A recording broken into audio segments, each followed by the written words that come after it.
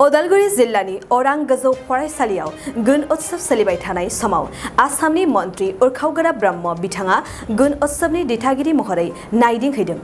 नायदिंहैनायजों लोगोसे बिथाङा फरायसाफोरनि गासै दिथागिरि बिमा-बिफा आरो फोरोंगिरिफोरजों सावरायदों। सावरायनो मोननानै जोबोद गोजोननाय फोरमायदों। लोगोसे फरायसालिनि थासारिखौ एसे जौगाहोजाबावनो लुबैदों होनना बिथाङा खौरांगिरिनि सिगाङाव फोरमायदों। मख'जाथावदि मन्त्रि बिथांजोंनो लोगोसे बिटिसिनि इएम डक्टर नीलज सरगयारी बिथाङाबो बाहागो लाफादोंमोन। जितु साराउन्डिं कम्पाउन्डत इम्प्रुभमेन्टৰ प्रयोজন আছে ফিলিঙৰ এটা সমস্যা কোৱা হৈছে যে টয়লেট বা ড্ৰেইনেজ চিষ্টেমটো অলপমান ডেভেলপ কৰিব লাগে আৰু এইটো মডেল স্কুল হিচাপেও লোৱা হৈছে ওৰাং হায়াৰ ছেকেণ্ডেৰী। এজন বিধায়ক ইয়াৰ পৰা যিয়ে জিকি গৈছে এইটো মডেল হিচাপে গঢ়ি তুলিব লাগে। আনৰ তুলনাত ইয়াৰ যথেষ্ট ইনফ্ৰাষ্ট্ৰাকচাৰ আছে। এতিয়া মই চাই আছোঁ মানে মানসিকভাৱে ছাত্ৰসকলৰ মগজুৰ বিকাশটো ইণ্টাৰনেলি মানে এক্সটাৰ্নেলবিলাকে আহি পেলাই ইণ্টাৰনেল এছেছমেণ্ট কৰি যাব।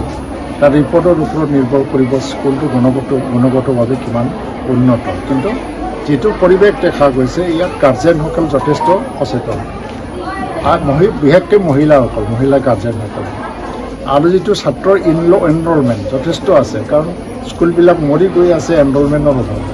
কিন্তু ইয়াত এনৰলমেণ্টৰ অভাৱ নাই।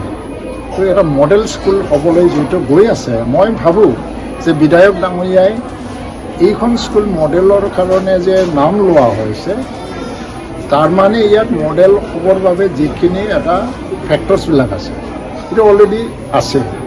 কিছু ইম্প্ৰুভমেণ্টৰ প্ৰয়োজন হয় সেইকাৰণে স্কুল মোৰ ভাল লাগিছে। কিন্তু মই চাম আকৌ যে কিছুমান দিশ আছে ইয়াত টিচাৰ্ছ ৰেজিষ্টাৰটো চাব লাগিব এটেণ্ডেঞ্চৰ আৰু ষ্টুডেণ্টৰে মানে এটেণ্ডেঞ্চৰ ভাল লাগিছে। ইয়াৰ পিছত কি কাৰ্যসূচীত অংশগ্ৰহণ কৰিব আৰু এটা স্কুলত চাই যাম। তাৰপিছত আমাৰ বেটেলিত মানে এটা টি গাৰ্ডেন আছে অসম চৰকাৰে টি গাৰ্ডেনত মডেল স্কুল দিছে। তাৰ ফাউণ্ডেশ্যন আমাৰ মুখ্যমন্ত্ৰী আজি 12:30 বজাত তেজপুৰত ফাউণ্ডেশ্যনটো আৰম্ভ কৰিব সমগ্ৰ ৰাজ্যৰ বাবে। তাৰপিছত আমি তেওঁ পাৰ্মিশ্যন দিয়াৰ পিছত আমি ঠায়ে ঠায়ে মন্ত্ৰীসকলে ফাউণ্ডেশ্যন দিয়াৰ আৰম্ভ কৰিম। नोंथाङा सरखारि साख्रि नागिरदोंना? नोंथांनि थाखाय मोनसे गोजोनथाव खौरां। नोंथांनि थाखाय दं एडुकेट पइन्ट, जेराव नोंथाङा सोलोंथाइ लानायनि गेजेरजों सरखारि साख्रिनि गुबुन गुबुन रोखोमनि गोब्राब आनजादफोरखौ उथ्रिसारनो हागोन आरो गावनि आथिङाव गसंथानो हागोन। बे एडुकेट पइन्टआव नोंथांमोना SSC, bank PO, bank clerk, bank SO, UPSC, FSC, defence, railway, state insurance, AAO, ADO एसिस्टेन्टजों लोगोसे स्टेट लेभेल जब आरो माखासे सरखारि साख्रिनि आनजादाव गोनांथि जानाय आयदाफोराव सोलोंथाइ लानो हागोन। मख'नो गोनांदि बे सोलोंसालियाव साख्रिनिल' नङा, बेयाव एमबिए आरो सैनिक स्कुल बायदियाव एडमिशननि थाखाय एन्ट्रेन्स होनो थाखायबो सोलोंथाइ लानो हागोन। बे सोलोंसालियाव गाहाम थाखो खथानि सुबिदा दं आरो सम मथे नोंथांनि सोलोंथाइखौ बे सोलोंसालियाव होनाय जागोन।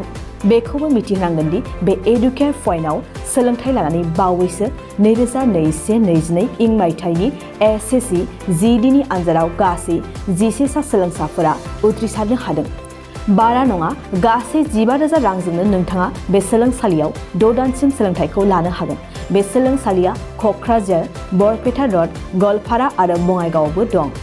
क'क्राझाराव सोलोंथाइ लानो गोसो गुदुं जानाय सुबुंफोरा 700-226-133 9101-536360 700-226-133 9101536360